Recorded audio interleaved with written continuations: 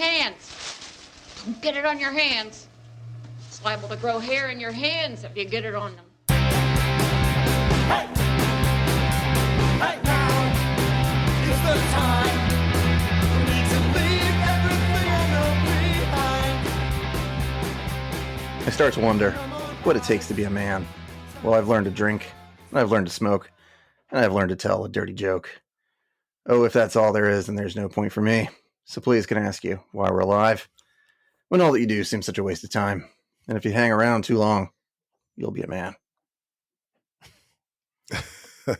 That's from an episode of Malcolm in the Middle. It sounds like a coach from like a sports themed, high school movie. The one where Reese looks right at the camera, breaks the fourth wall, and tells you what he's learned in that episode of Malcolm in the Middle. Frankie. Now, this is from I'm going to say it's from the late 90s. It's from a British band. This is probably not their most well-known album. The Libertines? No. But when you think British, this is probably a band. Blur? Is it Blur? You're getting closer, but no. Were they in a war with Blur? The Beatles? For no reason? I don't know if they were in a war with Blur. Because Oasis was in a war with Blur. Yeah, Oasis was in a war with everybody, though. They're with each other, themselves. too. Yeah, they're like, fuck you, my brother. It is a Britpop band from the late 90s. Lead singer is very charismatic, has a solo career as well. Pulp? What? It is Jarvis Pulp. Cocker? Pulp? It is Jarvis Cocker. Pulp from the album This Is Hardcore, 1998. I listened to Different Class a bunch more. I listened to a little bit of... I remember I was in Australia and they played Common People on the radio and I was like, oh, there's a new Bowie song and it's good. Because he had that like, you'll never live like common people. He had that thing in his voice that Bowie likes to do. And then I was shocked to hear that it was a band I'd never heard of called Pulp. Yeah. And I bought it. Good band name. Yeah. I love Pulp. Great album. And, Great so album. the song's from I'm a Man, which is pretty obvious given the topic. But Little bit of house cleaning. I just checked our email account and we have a cease and desist letter from Jersey Mike's telling us that they will not be sponsoring us. However, I think we should just continue to say that we are sponsored by them. So we are. Yeah. We're gonna push on through. We're going to burn all those bridges. That's the kind of podcast we are. We're not listening to we don't listen to Big Sandwich. We just do our thing. Big Sandwich can try to make us buckle, but we're not going to buckle. We slice our own meats. One slice at a time. And it's always sub above. We're good. A sub above. We're a sub above you. All right.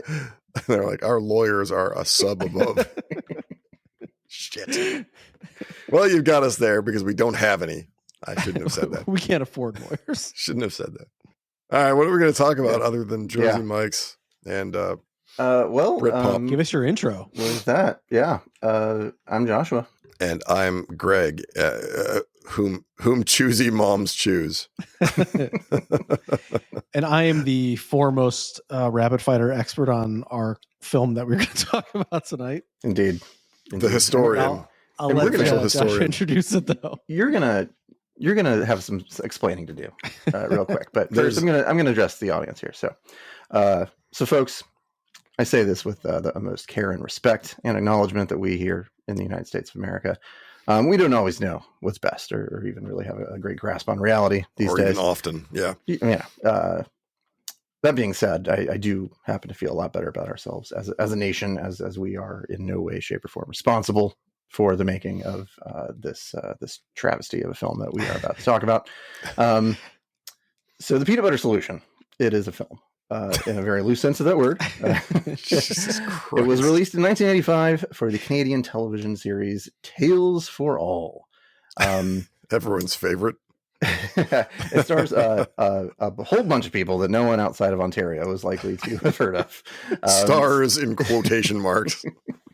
It is also responsible for Celine Dion's introduction to the world outside of French-speaking Montreal. That in and of itself is a war crime. So So this is all Canada's and to a lesser degree Brian's fault. So so Brian, we're going to need some backstory here from you, both for your own experience with this movie as well as some backstory about the movie itself.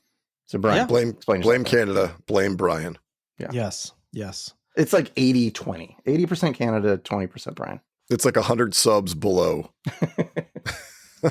This is a film, we'll use the term loosely, that it's one of those movies that I watched as a kid that I used to bring up randomly to people and no one had ever heard of it. You know, for the most part, I typically, I grew up in Missouri around this time. So rural. I always forget that about you. Yeah. So kind of suburban St. Louis and, whatever. It wasn't like out in the middle of nowhere, but to the point where this was late 80s. It was still the time of mom and pop video stores, right? So you have like it was just called like Dr. Video or some fucking thing, where they still had beads in the back with porn, like that kind of stuff. So just how they made all their money. Yeah, the adult section. So I think I had to have been like 10. I don't know. I would have guessed this. Anyway, so every week or maybe every other week, we'd go and rent movies or something on a Friday night. And, I couldn't make a decision. So I kept going in the same sections and I kept finding, like, of course, my dad would be like, hurry up. And so I don't know what it was, but out of just being rushed or whatever, I would consistently grab this movie and like a handful of other ones if there was like nothing new out that I wanted to see, right? Like it was like, oh, I've seen everything. I got to grab something. So I often would grab this stupid movie. And it's really funny because doing research for this, the running theme for the peanut butter solution is that people had seen it, but a lot of people didn't know it was real. Like they thought it was this like dream nightmare they saw as a kid. However, conversely for me, I was incredibly well aware of that it existed. And I was like, I like this movie. And I used to bring it up every once in a while and nobody else had ever fucking seen this, to the point where I used to try to get people to watch this as a joke. How far did they make it in on average? Here, put your hands behind this chair. Click. I would incentivize them, be like, if you get through this, I will buy you lunch. So they would go watch this. Just handcuffed you to dad's chair. Yeah. So this was like in my adult life, like coworkers, I would joke about, have you ever seen this movie? But anyways, because the premise is so crazy. I saw this a lot as a kid and I was trying to think about why was I drawn to this movie? Because we'll talk about it, but it's so weird. And I don't remember feeling scared about it. I remember think it was kind of interesting. And I lumped it in the same bucket as movies like The Neverending Story and The Dark Crystal and The Goonies. And I think a lot of that was because what's interesting about this film is that it's very child driven and there's not too much interaction with like adults. So it's like kids making decisions and like going on adventures and shit. The interactions are all crazy. Yes, I know. So I feel like that was one question I kept asking myself in preparation for this, was like, why was I drawn to this movie so much? And I don't know. I think because it is weirdly creative and odd, but I didn't connect the dots when I was a kid of like all the weird shit. Let's dive into this with the yeah. I'll give the audience the broad strokes because it's kind of a with a giant brush made out of a child's hair. That allows it to become real. So for those who have not seen the Peanut Butter Solution, which is probably 99.9% everybody. The premise is that there's a young boy named Michael. I think he's 11 years old, and it starts off with him, heading off to school, and his best buddy Connie drops by in the morning, and he's like, "Hey, they happen to mention that the night before there was, fire engines. Did you hear the sirens? Because this abandoned old house around the corner caught fire." I forget whatever he says. He's like, "Yeah, okay, yeah, I heard it." I was right in the thick of the action. Yeah. Well, Connie goes and checks out the fire, but then, Michael says he heard the fire engines and they were going to go check out this house later on. But he makes like he remembers that there were some like winos squatting in that abandoned mansion. That flashback a day before, he had given his like pocket money to, or his change to. He had been kind to them, and those same hobos that were living in the same. It was the family grocery money. Oh. And it looked like farthings from like old England. Yeah, they were like gold coins. Yeah, because the family is like kind of downtrodden. Like they're like the father's an artist, and the mom is somewhere else. In Australia. assumed dead. No, she's in Australia. We don't find that till the end, though. Like, don't they say it right away? They say it really They say it early like on. in the first Oh, scene. all right. She's So I like, just assumed she was dead. Like, Mom's gone and I'm wearing her robe, but she'll be Yeah. back soon. She's just in Australia. Like, oh, there goes that mystery. that's a weird thing I picked up robes, on where but we'll Anyway, circle sorry. back to the family dynamic, but just Sorry, sort of so broad much. strokes. a Let's, problematic depiction of the unhoused. yes. Very, So very problematic. the fire essentially killed they call them like winos, or Winos, yeah. or so they Yeah, call them they something in call this, which is kinda Burned funny. them alive. Burned these individuals alive who Michael previously had been very nice to.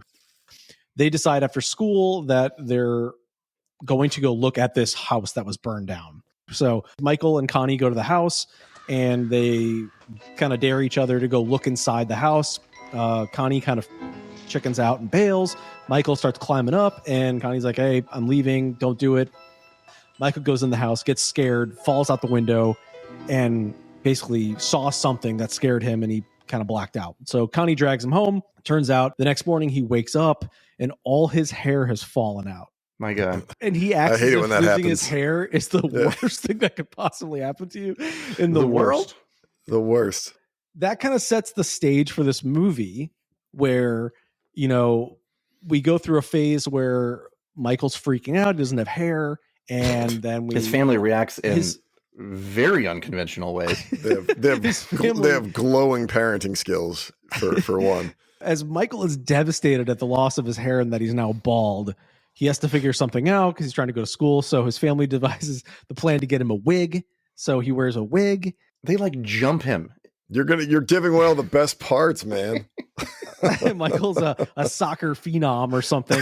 But so he goes to practice with his glued on wig, and these bullies like rip his wig off, and he's bald. Yeah, and everyone calls him, makes fun of him. And now here's kind of the apex of this whole movie, where in the middle of the night, Michael hears something in the kitchen, and it's the same winos that died in the fire are ghosts in his kitchen, and they propose a solution that they have a recipe called the peanut butter solution that he can use to then grow his hair back. And because Michael was nice to them, they give him this recipe, and it includes a whole bunch of gross ingredients like rotten eggs and dirt, and the main ingredient being peanut butter. So he makes this concoction and eventually puts it on his head, but he puts too much peanut butter, which they warn him about. And because he adds too much peanut butter, because it was too runny, he wants to thicken up the peanut butter solution. So he puts more Skippy in. And because of this, his hair grows back, but it doesn't stop growing. So he has this mountain of hair that just continues to grow for on and Cup on runneth and on. over. And I think at this point, let's take a pause and let's talk about this because what's interesting about this movie is that's kind of not a plausible story by any stretch of the imagination, but it's kind of like a kid's goofy movie. It's at this point like when he encounters the senior guy and the paintbrush, then it gets like, what the fuck? Like up until this point, it's kind of like, oh, this is a goofy, Roald Dahl movie or something of Canada where it's kind of crazy. But then I feel like Act 2 is its own wacky film, but we should talk about just the beginning half of this. Is this To your before point- or after Connie rubs it on his pubes? Yeah, I forgot about that. So yeah, in Connie, who's does- like a stand-in for Short Round from like Indiana Jones. They're like, oh Yeah. God. Or Goonies, which came out the same year. Exactly. Yeah. But yeah, some of the interesting dynamics at the beginning of this movie is really funny. Like, when they come out in the morning, you find out their mom is gone, as they mentioned, but they talk as if she's dead, but she's just in Australia selling her father's house. The way they approach it is like, mom's gone. Like, and the daughter's wearing her robe, and Michael's super sad. All he keeps trying to do is call his mom in Australia or something, but it's like the vibe is that she's gone. And they're like, oh no, she's not dead. You're like, oh, all right, well, she'll be back eventually. Why are you so sad? Just in Australia. Yeah. It's a real place. And there's a lot of weird robe wearing. Yeah, And a ton. the dad is like this starving artist in the attic, and he draws these really crappy paintings. There's He's a like a ton shitty of painter. emphasis on artists and painters. Like there's at least 4 or 5 characters who that's their job. Yeah. It's like a weird art community within Toronto or where the fuck this is. This is Montreal or something. Is it Montreal? There's a lot of art. It's a lot of art in Montreal, but I mean, like from the very beginning of the movie, it starts with the kid, like Charlie or whatever the fuck his name is. His name's Michael.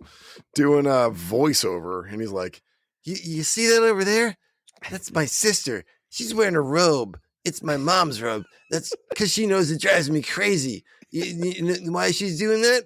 To drive me crazy.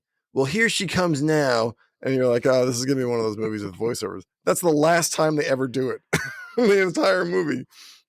There's no more voiceover. I'm like, why did you have this shit at all? Like, and it's not interesting. The girl has a fucking robe on and it's mom's robe. She could just come over and say, I'm wearing mom's robe because she's in Australia. That's the end of it. Yeah. They kind of have a weird like dynamic in the beginning. And I think this is interesting because if we talk about the backstory of this film, like as you mentioned, it's part of like a series called like Tales for All for children. But and I forget how many. This is like the second film in the series, and it's the only one in English. The other ones are all in French, which is kind of weird. I don't know, like especially because it's Tales for All. Yeah.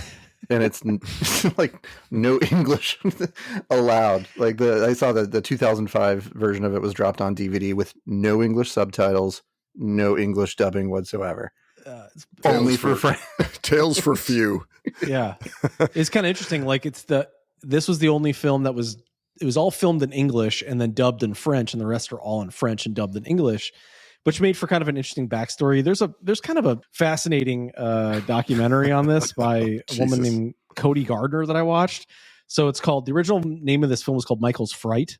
So kudos to this woman for going down the rabbit hole with this, like talks to the director and you kind of get the whole backstory of this film and that kind of stuff. So it is kind of interesting that this is like a one-off in this weird little series and how this got made, like as the one film in this whole French Canadian thing that needed to be in English. Big plans for this. I guess it's like Canada's Ed Wood. It's like Canada's Plan 9 from Outer Space or The Room. And I think some of the other films, like the first one, has something to do with like about a dog and a war. I don't know. Yeah, that stops the war. Yeah. So I mean, I guess maybe these movies are popular children's movies or were in Canada, but it's kind of strange that this one made its way into the US and has actually like permeated like culture in a weird way. Like for anybody that was born in the 80s, like that saw this movie, there's like this weird kind of cult following, but it's always in the same vein of like, you saw that weird shit? Like was that real? Like it's kind of funny. Like no one wanted to acknowledge the existence of this movie or the fact that it's so strange. Everyone thought it was fake. Like or it was like a nightmare. For me, they're in the Boston area. They had this cartoon called the Barba Papas, and there were these colored blobs, and they could change their shape and size to anything. So they just like scooched around, like trying to help people or something. It's incredible, like how these things exist. I don't know who says yes to these. I don't know how these things get. I mean, I guess I know how these things get made, but I mean, it's just. Well, I feel like this is Canada's version of fairy tale theater, which like ran in the early '80s, about the same time. But it, unlike Tales for All, it was well casted. It was all based off of. It had like A-list actors at the time, like Robin Williams, Malcolm McDowell, Mary Steenburgen, who was the hostess of it. It was from The Shining. Shelley Duvall. Shelley Duvall was the host of each one. Terry Garr was in, and they're all based off of like established fairy tales, like Grimm Brothers Grimm fairy tales. So like that, I get, it was very successful, and it sort of permeated. It was like this sort of like weekly thing where you dive back into these like weird folk tales, and it's for kids, but it's kind of for everyone. And I feel like this was Canada's swing and a miss. Of like trying to like, we're going to do that version, but we're doing Canadian stories like that kid who rubs peanut butter on his head. Okay, so so Michael's distraught. His hair is Fabio-esque. It just keeps on coming. He starts to run away. I guess it was really windy for some reason. His hair gets caught in a bush.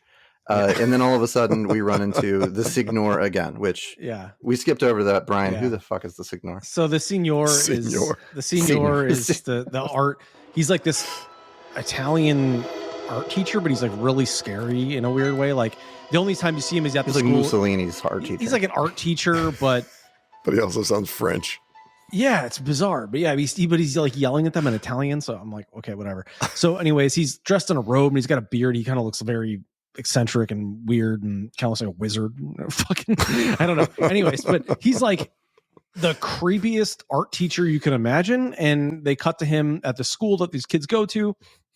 And he's having them do drawings, right? So he's got his dog up there and he wants them to draw his dog, but he gets mad because the kids are using their imagination and drawing, like, you know, Michael draws flames around the dog, or they draw the dog differently, and he gets mad and he tears up their drawings and stuff like that. So he's like super scary, scaring the kids.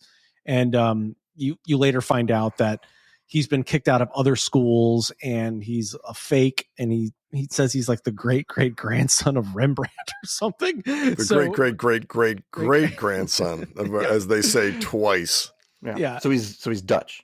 Yeah. Yeah, he's the Italian Dutchman from France. So they give you the impression that he's very scary, and the kids are scared of him, and he's very mean. Except for Connie, who fucking stands up. Connie stands up to him. Connie's like a badass. Yeah, Connie's Connie's a good friend. He's a cool kid. You know, he stands up for Michael. If you tear up my painting, I swear I'll never come back here again. Yeah. He's Deal. Like, if you tear up my painting, I swear I'll not like you anymore. It's like, oh no, not that. And it's shortly thereafter that the principal fires the Signor because he's lied on his resume and he's an asshole, basically. The Signor wearing a wig, right? Because then he's bald later. Like, how do they shoot these? Oh yeah, they do. Yeah. That documentary I mentioned does talk about this, where the actor explain. I mean, it's actually not that complicated. They just shot the scenes. More interesting. They just shot it in reverse. Well, the problem is he has so much hair that if you fuck up any scenes from when he had hair, you can't go back. So, I mean, I guess that wasn't really their concern. They seem like perfectionists. The young actor, now he's old, did say, for the majority, 9% of the movie, he's wearing a wig. His real hair is short only in some of the scenes, like where it starts growing back, and they just shot it in reverse chronological order to where they cut it until it was buzzed down and bald. So for the most part, he's wearing a wig. But the beginning of the movie, like, his hair looks stupid as hell. Yeah, that's and a then wig. He loses it. That's a wig, yeah. Yeah, and he loses it, and then he's like, "Oh God, I'm bald." I'm like, "You look so much better, dude. This is such an improvement." I like shag carpeting. He gets the bald, but he acts like it's the worst thing that could humanly ever happen to a person. And it's like, you could have just ran another way and embraced it and be like, how badass I am with no hair. Like, I know. Who cares? But I guess that's a kid thing to be concerned about. I mean, guess if my hair fell out, I'd be freaked out. But I mean, I don't know. Would you, Brian? I mean, I'd be a little weirded out that my hair fell out. But I mean, if all of it fell out at once, yeah. He goes to the doctor. And the doctor diagnoses him with a case of harem scarum. I really almost hit the eject button on this movie at that point. Yeah. I was like, I don't know if I can take this, man. And the other moment was because I would watch this on a plane coming back from Portland, and I had people on both sides of me because it's Southwest, and you can't. And they were interested. They were like, "Yeah." No, and it gets to the point where Connie's like, "I want to put some down there." And he's pointing to his genital area. And I'm like, oh God, no. Oh God, don't do it. And then they like follow him to the bathroom where he's going to look at his dong hair. I'm like, no. I don't want to be the guy on the plane watching a child pull his pants down to have a fucking mop of hair coming out of his crotch. God help us all. And then I had kind of forgotten about that part until Joshua mentioned it. I was very apprehensive. That was the moment I stopped watching it with my youngest. I was like, "Oh shit!" My wife had come home from work. We had already put in, like a good half of the movie at that point, and Arlo, he was not impressed. He was like, he did not know what was going on at all. He was just as confused as I was. And then my wife comes home. She sits down like, "What are you guys? Oh, you're watching this terrible movie that I had said that we were going to do." And then the second Connie talks about rubbing it on his pubes, we just look at each other and I'm just like, I am so sorry. We're done. We're like, I think we're done with this. I mean, well, I remember when I was a kid, I thought that was funny, but I mean, so in explaining that part, Connie, Jesus Christ. when his hair is growing nonstop, Connie wants to know how he did it. And so he shows him the peanut butter solution and he talks about how he's going to put some down there. But the gag is that both, realizing that the hair doesn't stop growing because he put too much peanut butter, so it's nonstop. And so there's a lot of scenes of like him at school cutting the hair and everyone's helping him cut the hair and he gets thrown out of class and gets attention because Connie's helping him cut and it just doesn't stop growing. And there's this one really funny scene, which I thought was like the most ridiculously cringe part of the whole movie, is where he stands up in class like, "Sir, my hair won't stop growing and I'm here to learn," or "I want to learn," or something like that. I was like, oh my God. He's like, I'm here to, he breaks so it up bad. Too. He's like, I'm not here to get my hair cut. I'm here to learn. But in between those bits, the entire class applauds. Yeah. It's as if like that was an "Oh Captain, my Captain" moment. Yeah, like he was giving some speech of doofuses. Some like empowerment speech. He's like, "Sir, I want to learn." And and then they hoist him up on the shoulders and march him. And I was watching Connie cut his hair, and he's cutting it like an inch from where it's done, all the way. I'm like, go up to his ears and right behind his ears, cut the whole goddamn thing in like 6 snips, and wait for more fucking hair to come. You keep snipping like a 1/4 inch of hair at the very bottom of his hair. It's so dumb. Like, I was thinking the same thing. I'm like, in the morning, why don't they just get a clipper and just shave his head every morning? Like, done. And his family has like no real reaction to his hair growing like 6 inches every 2 minutes. His dad's like, "You got a healthy head of hair there, buddy. You got it. It's just a real good, healthy set of kid hair." Like, are you a fucking moron? he keeps saying "a little dabble do." Dabble do, and the dad has like the worst parenting skills ever. He looks like the love child of like, Gallagher and Dabney Coleman. And so I was like, who's this guy? And then every time the kid has a problem, he's like, "Hold him down, pull his arms down and shove a wig on him." And he's like, "No, God, no, I don't want the wig." And he's like, "It's for your own good. It's for your own good, buddy." And I'm like, the kid's hair is so hard. He's like, looks amazing. I know. As soon as he puts a wig on, he's like, "Wait a minute. That's pretty good. I look so good. Look at me, everyone." When his hair blows off in the first place and he's crying, his dad comes over and he's like, "Hey, think about it this way. I shaved this morning and my face is smooth, but later it won't be." And like, great parenting. The kid's like crying. And you're like, "Hey, buddy, check it out. Look at my chin." He does it like 3 or 4 times. The dad is just checked out. Like, it's a weird. and the little sister is like taking care of everybody. Yeah. She's wearing the mom's robe. The least qualified of everyone in the movie. She's the real protagonist of the whole thing. So. She's cleaning up after the dad, taking care of Michael. She plays the adult in it. To the kidnapping. Yeah, that's where I was going. That's where we are. Okay, so Michael gets fed up with his giant bouffant hair. He looks like a fucking moron. Like, he couldn't look dumber. And he also doesn't know how to wipe hair away from his eyes. He just keeps running into shit. Just putting soup in his own hair. I'm like, do you have hands? Move your fucking hair out of your eyes. Headbands existed. How stupid are you? Like those old dead, the old dead beggar people are like, have the scene where the lady like berates him when she's like, "You're not very bright, are you? Say it, put it over your head." And after a while, I was like, I think she was onto something. I think this kid isn't very bright. Yeah, the old winos, like, one's nice, but the woman's just mean. The woman's such an asshole. "You're an idiot." She's like, "Come on, say it. Put it on my head." It's like, never told him to put it on put it on your head. Was sometimes she's nice, sometimes she's not. Like, that was the entire explanation of her character from the other burned to a crisp hobo. She's like, "Hey, okay, say it after me. 1 banana." And he's like, "1 banana." And she's like, "Put it on my head. What are you, fucking stupid? You're supposed to say, put it on my head." And he's like, but you didn't tell me to say that. She's like, no, you're just an idiot, you know. I'm like, oh God. Yeah, well, you're dead. So I know you burned up. We Also, should have wrote down the peanut butter solution and repeated on this of what the Italian God. recipe was. and then like when she's getting mad at him, the old ghost keeps saying, "Come on, Mary, let's go, Mary." I'm like, where do you have to go?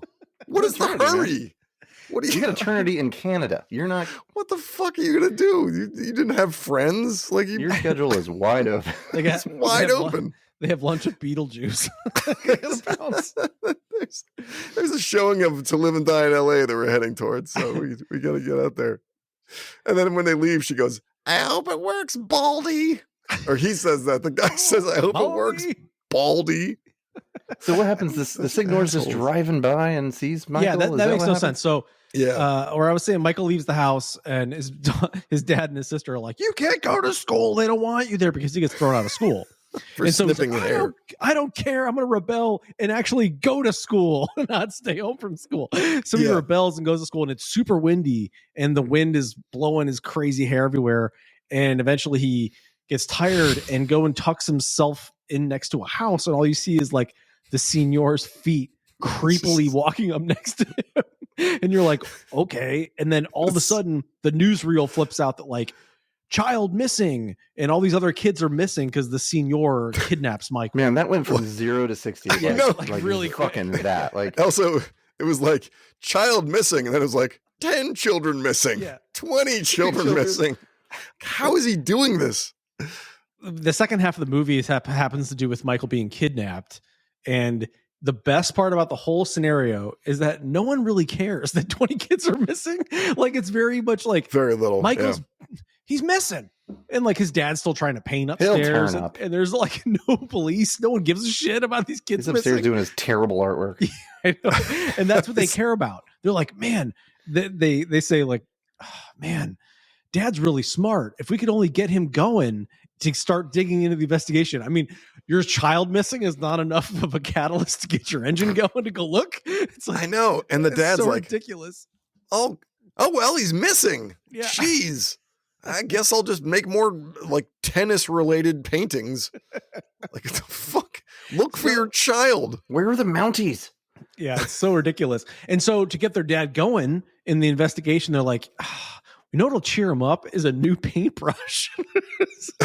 So they go to the art supply store, and the guy there suggests like a very expensive brush, and they give it to him. They're like, it's $20 or something, you know, and the kids are like, ooh, whatever. This brush bristle, that's familiar. I've cut this hair. It's Michael's hair. And so they find out that the signor is making paintbrushes out of Michael's nonstop growing hair.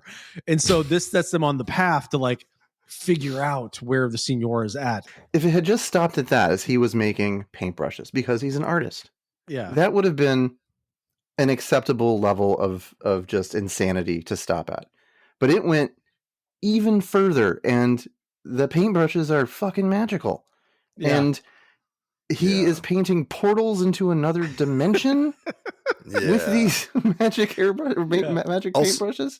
Also, like Temple of Doom, he has this whole like legion of dungeoned children that are like toiling away for his enterprise. He's created a sweatshop of children laborers to make these paintbrushes.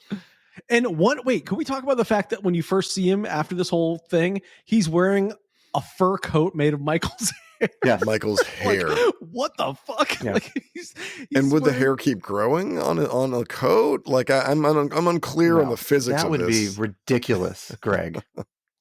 Come on. It's completely unscientific. Yeah, exactly. Yeah, we have to stick to the facts here. We can't get too fanciful. It's very like no one. It's just the topic of like kidnapping a bunch of children, wearing their hair, and like this is like ridiculous. Like if you made this today, people are like, what the fuck is wrong with you? Like these are crimes that you like. But in this universe of the movie, like no one's that bothered by the fact that 20 kids are missing. And no one cares. Yeah, and then the moment where the signor gets tricked to go through the portal and into the burned hobo house, which by the way, it doesn't look like it's been burned. It looks like it's been abandoned for like 35 years. But when they trick him into going in, he blows up and comes out. And I was like, he looks like Heisenberg from Breaking Bad now.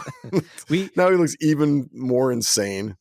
We should explain that, right? So the paintbrushes, as Joshua was saying earlier, they're magical. So it allows the senior to paint scenes on a canvas that are you can walk into, right? So they're like magical, and he only paints he never paints real places so that you can't escape. So he just paints fictional areas, and so the kids Just are a locked in this little wormhole into sweatshop land. So Connie gets kidnapped, and he basically incites a riot. And he's the only person that stands up to this fucking crazy guy throughout the whole movie. And basically, he does this weird thing where the whole time the senior is an asshole.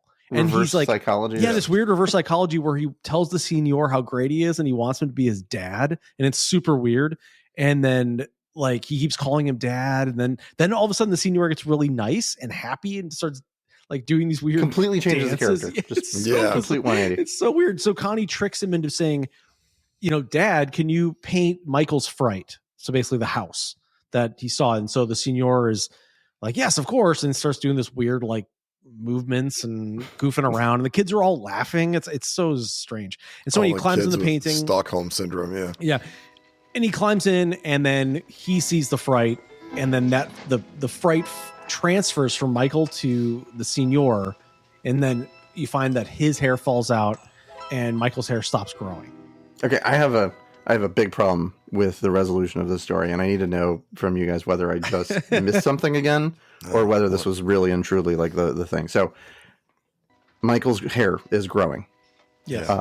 He lost his hair because of the fright.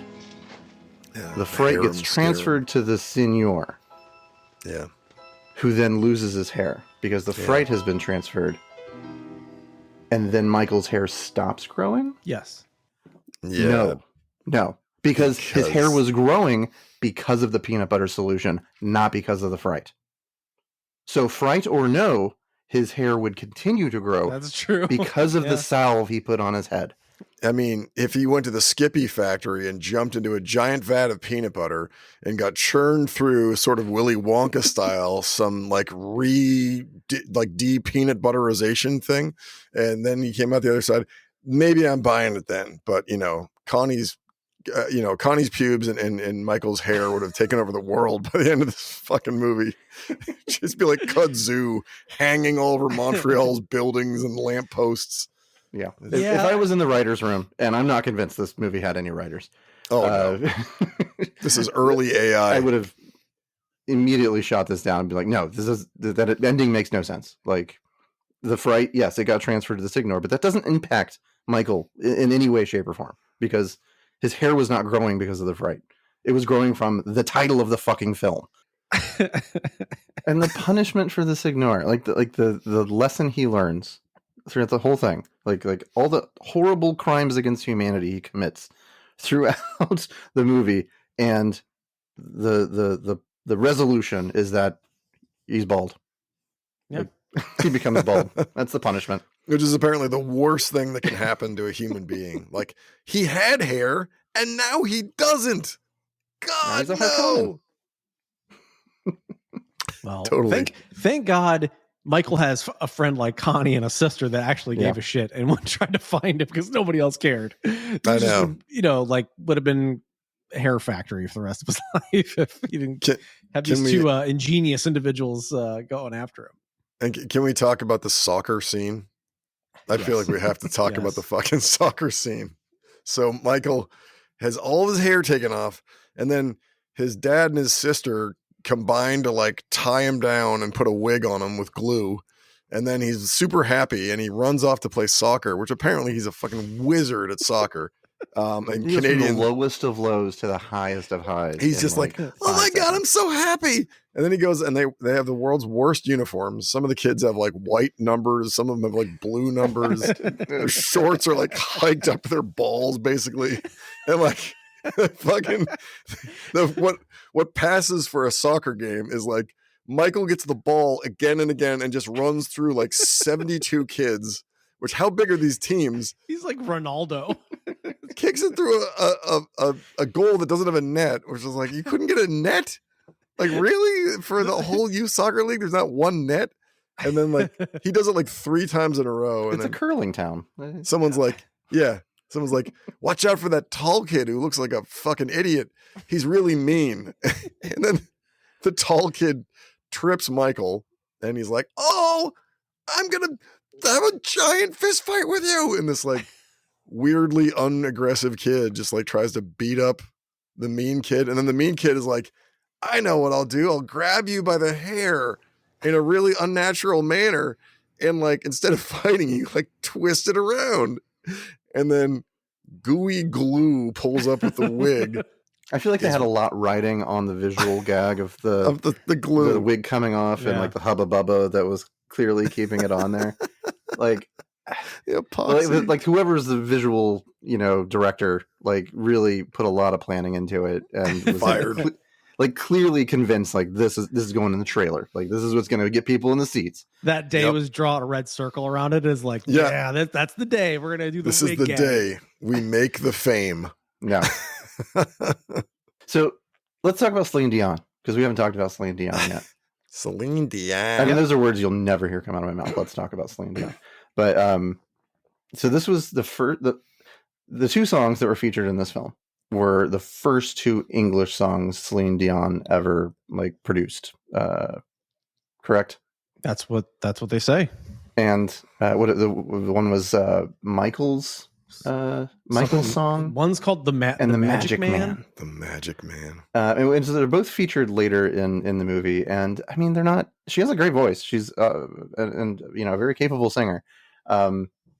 They stick out like a sore thumb in this film though, because like she's really like belting it, to the back row with this song while the sister is riding on a bike chasing after the sugar. So I did do some homework, and I looked up the 2 Celine Dion songs for this on setlist.fm. How many times do you think that she has actually sung either of these songs in concert since she first started performing in 1981? My guess is she's fucking goose egg. She buried these songs. Zero. Zero. I mean, she has hundreds and hundreds and hundreds of songs that she sang over the. And I did the work. Yeah. I clicked on every year, and I control F for Michael or Magic, and came up 0 for every single year. So what's interesting, there's a music video. So yeah, it's her first 2 songs in English. Like this was what introduced her to the larger world outside of Montreal. But no love for it. Okay, so I was going to ask. So this is obviously a bad movie. Yeah.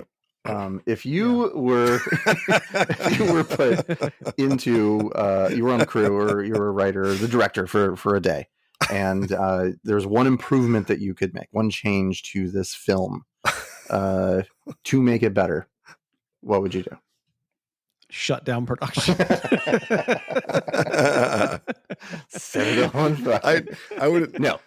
I would invent a time machine and go back and like change the trajectory of each person that worked on this movie so that they would never create it. It's like they go back in time and kill Hitler. I know, yeah. I was like, well, it's too dark if I said I want to go back in time and kill everyone. Contractually, this film has to come out. And so you've been given, you can make one change to it. They've the budget for it. Only one? Only one change to improve this film.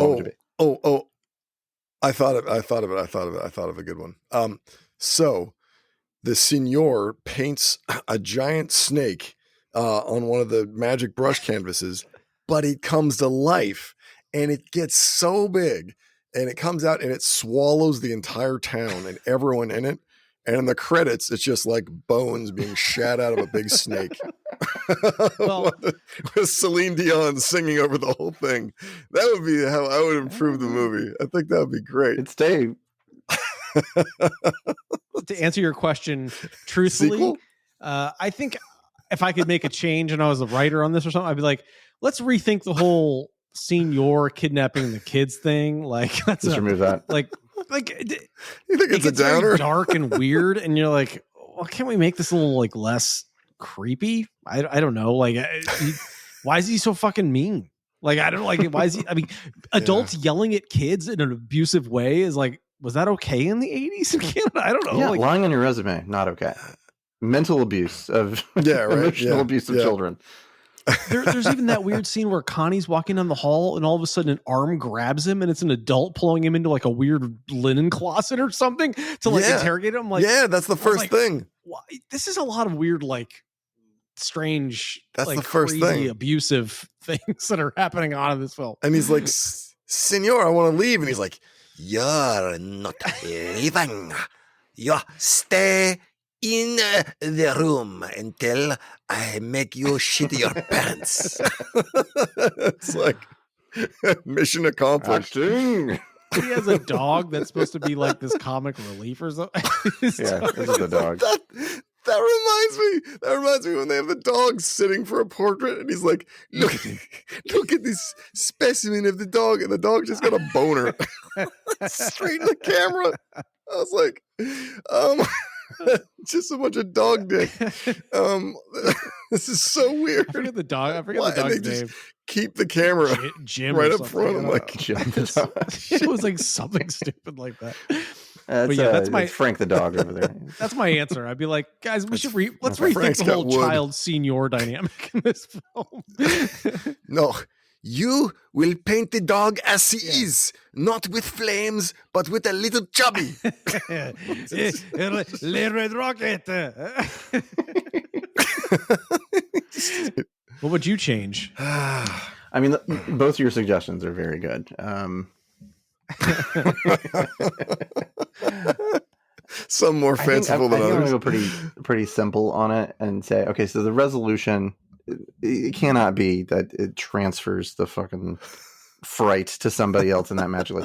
No. Like if the problem was this convoluted recipe that just involved too much peanut butter, then the counter to that needs to be something so obvious that nobody thinks of it until until the end. We're like, how do we stop the hair from growing? The opposite of peanut butter, which is jelly. We'll rub jelly on their heads, and that's what stops it. Everyone learns a lesson, and you don't have to deal with any like vaguely pedophile Italian art teachers. You didn't like all that just goes away, and it remains a slightly eccentric and kind of insane movie, but a little bit more palatable. Yeah. Okay, I desperately want to stop talking about this goddamn movie. Yeah, I think it was a fun revisit down memory lane to watch this again, but I don't know if I ever need to see it. I mean, despite the fact that, this movie is obviously very old and there's lots of other podcasts and people have talked about this, I will say Brian has been legit mentioning this movie since at least 2016. It's which true. is when I met you. It's true. So I'm going to vouch for like Round of Fighters. We were on the ground floor of the revival of the peanut butter solution. Therapy has allowed Brian to talk about this traumatic experience. It's the magic of therapy. All right, we should grade this. Yeah, we have to grade it. Do you have a peanut butter solution theme grading scale? I don't. Semi. Yeah. So on a scale F minus is it Jesus in The Greatest Story Ever Told with the worst wig in cinematic history? Or is it Ilya from Star Trek the Motion Picture, the bald alien who pulls it off fantastically? Which one's the A? A plus is the alien. Okay. A is the hot shaved headed lady from India, also another planet. Okay. I didn't realize there were layers. Max von Sydow playing Jesus with a really terrible wig. Worse than the wig that Michael gets. I think it's worse. There is no such thing as that wig. That's worse than that wig. Which one? I mean, there are 100 wigs in this movie. Who would like to go first? I can go first. I'll go first. Oh, sorry. Greg, you want to go? Yeah, I'm gonna go first. Let's get it over with. It's an F minus. It's the worst movie I've ever seen in my life. Like, Not even close.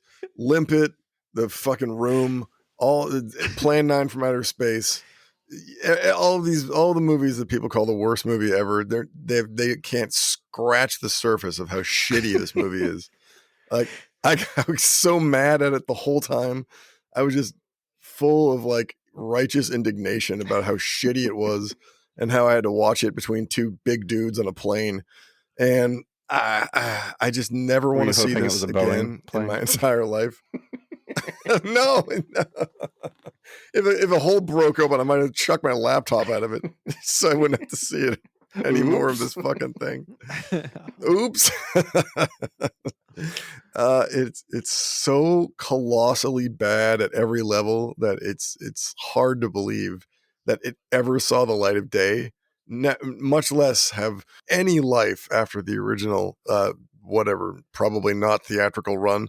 I'm sure Celine Dion wishes that the movie died in a fire and that she was visited by the ghosts of the people who made it, and it would be worth it to not have these songs ever be heard by someone. But yeah, Giant Snake eating the movie and everyone in it would be my preferred version of this movie. F-. You're how old? Worst movie ever. I'm 52. 52, and you're saying this is the worst movie you've ever seen in your life. Worst movie I've ever seen. Something. I'm taking that's like an award. I've never seen a movie that filled me with rage at the existence of the people who thought this up and brought it to the screen. Man, like this one. That's awesome. I don't know if I can even think of the worst movie I've ever seen. It's not this one? I have a pure and abiding hate for this movie. Oh no. Yeah. I'm gonna go. B movie is Citizen Kane. I was about to compare this to B movie because the only time I've ever felt as much rage in watching a movie is with B movie, and now here I am, less than 3 months later, watching another movie that is like makes my blood pressure just go up. Like on no level does this movie make sense. Other I than feel like this is just as bad as Limpet. No. Oh God. No. Limpet at least had a cohesive villain that they were going after, which were the Nazis. Villain. Yeah, like perfect. Okay. Like and like Don Knotts is whatever he is. Don Knotts is a better actor than anyone in this movie. We're not going to fair enough. Let's not rehash old business. Yeah. But well, I'm just but no, the only thing that I think would have made this movie make sense, like intact, but then just is that the water supply was like tainted with LSD. And then that like, oh shit, that's why we thought all this stuff was going on. And the senor had so many concussions that he had CTE. No, I don't get it. I don't get any of it. How, why, what, who, any of it really. I honestly thought, I was like, can I not watch the last 30 minutes and still do the podcast? Like is that no? acceptable? The answer is no. Would the guys The answer is no. No, Yeah. I sat down and I did it, but that thought has never crossed my mind before now in one of these episodes. So everyone is now dumber, and may you didn't God grade it. Have mercy on your soul. I mean, it's an F-. It's like, F. Wow, 2 F minuses. Oh, I mean, that's a big gap between Lord in heaven. 0 and 59. Yeah. I gotta give it like a 2. Wow, I'm giving it -7. These are impressive scores. Yeah, no, I was impressed. Oh boy, Brian, I'm gonna get. Bring us home. I want you to Brian. give me the nostalgia version, the grade for like taking that into account, and then take that nostalgia away. Young Brian. Yeah, that's fair. Pull the veil away from young Brian's eyes. It's a terrible movie. I mean, it's not. See it as a and I man. like it as the nostalgia of like my childhood wrapped around it, and that only brings it up to a D. Like it doesn't like give it like this. It doesn't coat any glitter on this thing. It's a turd. I mean, but it's just fascinating. It's a fascinating movie to me that A, it got made, B, people saw it, and C, B, anyone remembers this, like that the craziness that it is, and that that something was made as a kid's movie, which is even weirder. Like it's such a bizarre like tale that you're like, okay. Like I said, I kind of chopped it in two. The first half I could see being like a short kid story, but he sees ghost puts stuff on his hair grows. That's kind of funny. And there's some resolution where he fixes it or something. But like once it starts getting into the kidnapping and like the weird magic paintings, I was like, wait, what? Like, yeah, that's a whole like weird turn that I think you could have cut this movie in half and just had it be like a short story. You could have cut all the actors in half. And I think I would have. I thought about it. So it's not a good movie by any stretch of the imagination. I could see the only people who I think could rewatch this are people that saw this as a kid and somehow can stomach it now. Like, yeah, it's an F. I mean, it's just not good. Big fat F. But it's a big hot Canada, F. But, I want you to sit in the corner and think about what you've done. Sucks so hard. I mean, to be fair, it's original. Like, is it? The stories. I mean, I've certainly never seen that particular combination of all those stories. Yes. Yeah, I know. Yeah, exactly. All right, Celine, play us out. The magic Everybody has before their own peanut butter solution. But before we talk about next week's episode, did want to give a shout out to the fans, to listeners. We've been getting a lot of engagement over the past couple of weeks, over the past few episodes. People liking, people sharing, which is very exciting for us. And just want good to hear from you folks. Yeah. At the risk of sounding cliched, you like and subscribe us. Not words I ever thought I'd say in real life, but smash that like button. Where is it? Is That's what they always say. The stuff that my son watches. Yeah, all these like Minecraft videos are like, smash that like button. Smash the subscribe. In a normal bit of force there. Yeah. Non-aggressive don't fashion. And if you can subscribe to our mailing list and we'll send you the recipe for the peanut butter solution. Don't put too much peanut Who doesn't have all that crap lying around, right? Take it easy on the peanut Rotten butter. eggs. Right? Yeah.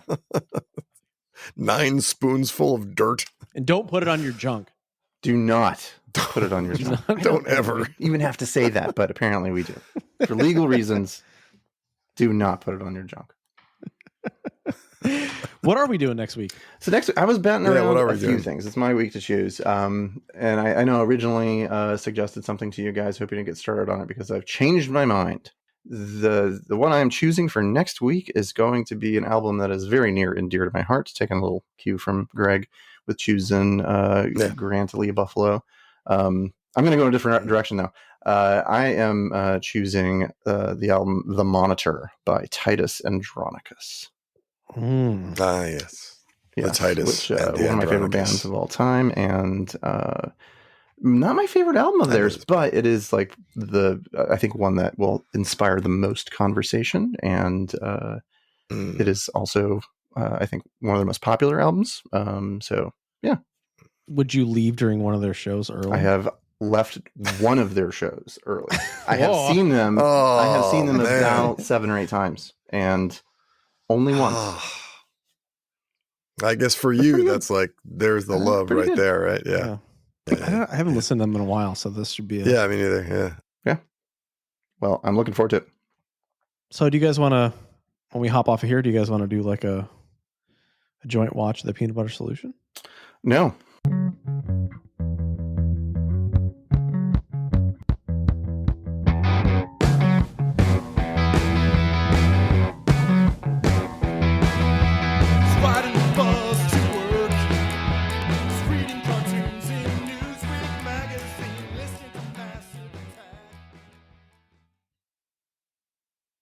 I am a great teacher.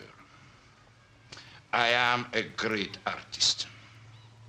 I am a great grandson.